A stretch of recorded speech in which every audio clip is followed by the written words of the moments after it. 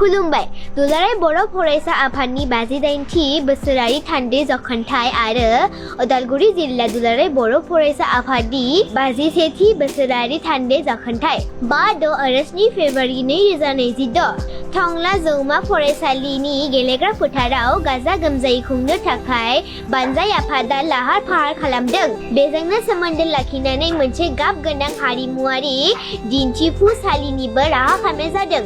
जेराव नोंथांमोना नुनो मोनगोन बर' नखर बर' एबा ट्राइबेलनि गाननाय जोमनाय जानाय लोंनाय हारिमुआरि मोसानाय मुसुरनाय दामनाय देनाय फट' जन गथ'फोरनि गेलेनाय बिजाबनि गलाफोर सरखारि बिफानारि दिन्थिफुंनाय आरो बायदिसिना सोमोनांथाव दिन्थिफुंनाय थागोन जेराव आंबो गोसो होसारनानै बाहागो लागोन। बेखायनो नोंथांमोन बयखौबो जोंनि बे गेदेरथार हाबाफारियाव गोसो होसारनानै बाहागो लाफैनो थाखाय खावलायनाय जाबाय। गोजोन्थों।